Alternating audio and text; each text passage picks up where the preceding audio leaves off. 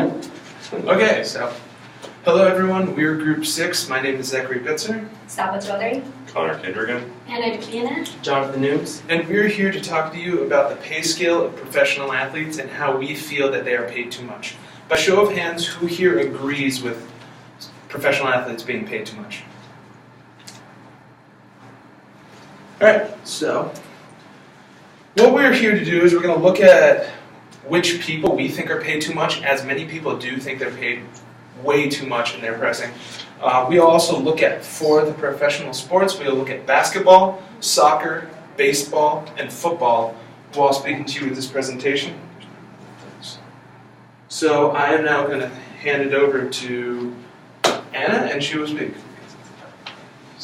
So I chose the soccer because usually worldwide it's the one of the sports that is the most well paid. So for soccer it's the first intent of all players are playing soccer, playing a good game, and giving a show for the people, for the audience who are seeing it. But once you see them playing, it's more there's a motive behind it. It seems like they are all looking for country million was salary and bonuses, followed by Lionel Messi, who earned 65 million and 42 million was salary. And this trend is even noticeable in the United States where these sports is the least popular one.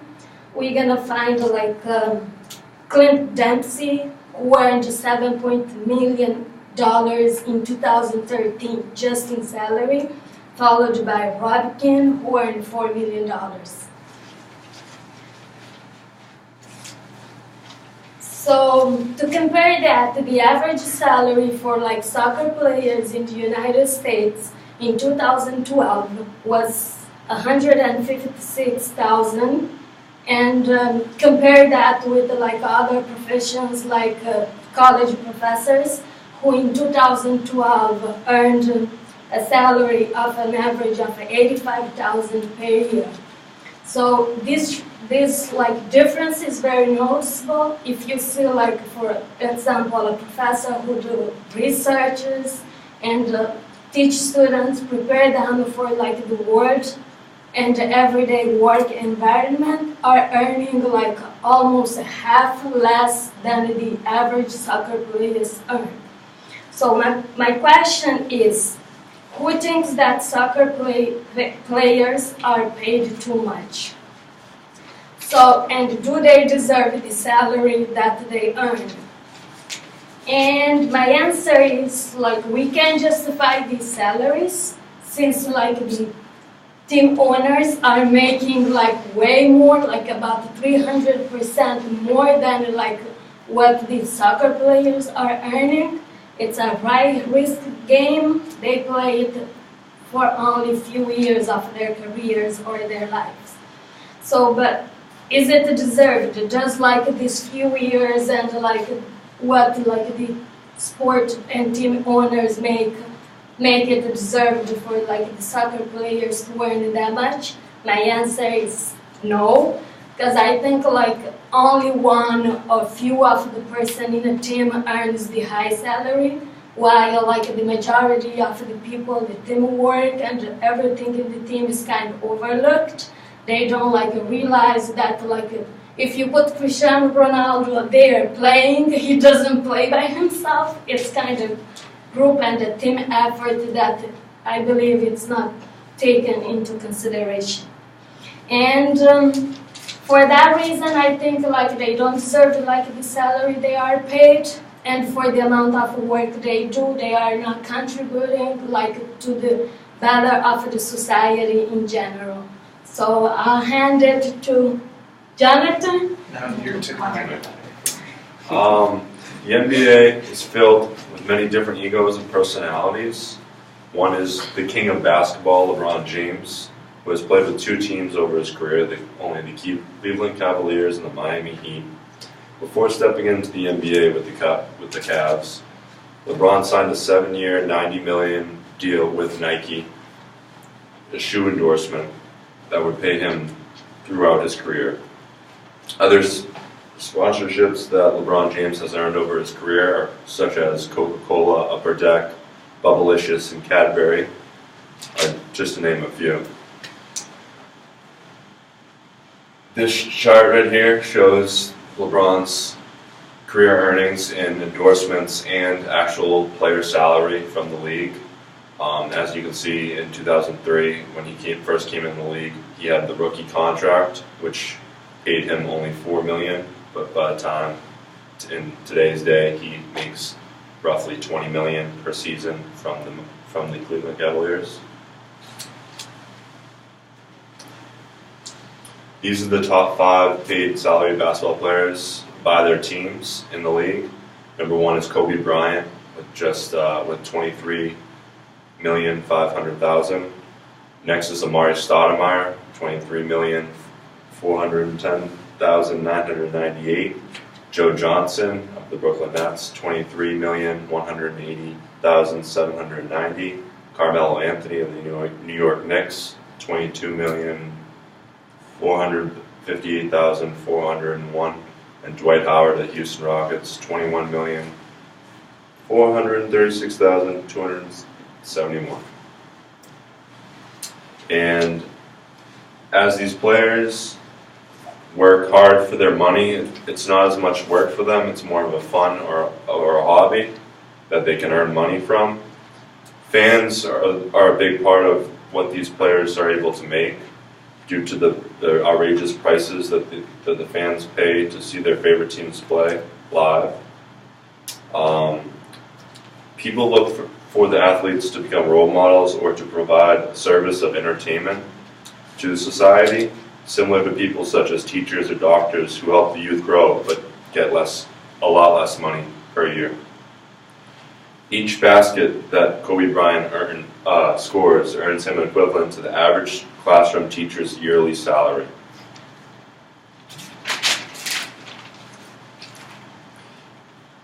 Even though Kobe Bryant makes the most money per year in salary, LeBron James makes far more money due to the various endorsements that he owns with all these companies.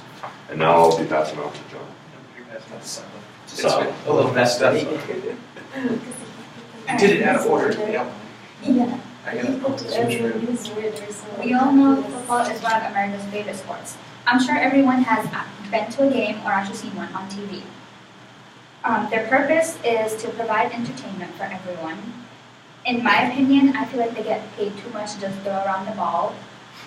I realize that they work really hard to get where they are, but so do doctors and teachers. They also study for countless hours to get to where they are.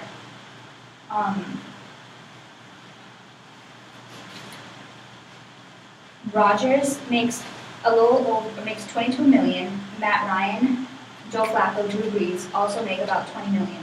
Peyton Manning makes a little over $19 million. Those are the players who get paid a lot. Let's look at the NFL players with the lowest salaries. Rookies can make up to $420,000 a year. Each year, the minimum salary gets raised $15,000. And their salaries are based on years of experience. In the year of 2018, a rookie can make up to $480,000. Players on the NFL practice squad also make a lot of money. People who are on the practice squad are people who got cut from the team but still want to be in the NFL. They only practice with the team, but they don't actually play in the game. Their minimum weekly paycheck is $6,300, and that's just the minimum. In an entire season, they can make up to $102,000. Plus, there is no limit on how much they can make. Now off to Jonathan. So now we're talking about Major League Baseball, America's pastime. I'm just going to give you a brief history, a quick couple of things about how baseball started and what it is today. It was founded in 1869 and currently has 2 divisions with 15 teams each, the American League and the National League. Their season starts in mid-February down in Florida or Arizona for spring training, and that runs until April. The full season is 162 games between April and the end of September, beginning of October. And if you're lucky enough, the postseason is in October. And currently, baseball is the highest season attendance of any sport in the world. So some of the salaries. Top 3 teams in terms of payroll. The first team is the Los Angeles Dodgers, which have a payroll of $228 million, far exceeding any team as of now. The second team, the New York Yankees, and the third team, the Philadelphia Phillies. Now, talking about players in terms of payroll, the top 3 are Clayton Kershaw was from the Dodgers, Justin Verlander from the Tigers, and Josh Hamilton of the Angels. I find something interesting about these top 3 players. 2 of them are actually pitchers. And because the pitchers only pitch once every 5 games, they're only playing about 50 games a year. So they're making $32 million more than, say, Josh Hamilton, who's an outfielder who plays every day. As we see in this graph, we see the top 5 teams in terms of payroll and the lowest 5. And something interesting about these teams, in the top 5, 2 teams made the playoffs, and in the bottom 5, 2 teams also made the playoffs. So it goes to show that paying the most money doesn't necessarily mean you're going to have a playoff team every year. And I think that's also important to notice why teams with slower salaries make the playoffs, how that's interesting compared to teams that make the playoffs. We also have the average team salary, average player salary, which is around $4 million, which has greatly increased since baseball started and obviously since the 1970s in this next graph. In this next graph, we see how the average salary since 1990 has greatly increased, and that's mostly because of salaries of teams have increased, people have been making more money, but it still far exceeds anyone's pay cut. And in 2010, the average salary was $400,000, which is more than most people make in a couple of years. So for a baseball player to make that in one season of 162 games seems a little outlandish. And now I will be throwing it back to Zach, who's going to be doing the conclusion. Alright, so in our conclusion, we wanted to say, as you've seen over this presentation, many professional athletes are paid far more than teachers, professors at colleges, doctors, firefighters, policemen, simply to play a sport. What we're trying to say is they are not actually helping the world go round, they are not increasing our education, they are not helping people, they are not keeping us healthy. They are solely here for entertainment, and we believe as a group that they should be paid less, and we hope our presentation persuaded you to feel the same. So, thank you for your time. Here's the bibliography of all the photos we've taken and put into our presentation, all the website links. And these are the references where we have gathered all of our data. And this is the end. Any questions, comments, or concern, please go ahead and ask. You didn't let me ask the question. I couldn't be asking questions. We're a little off on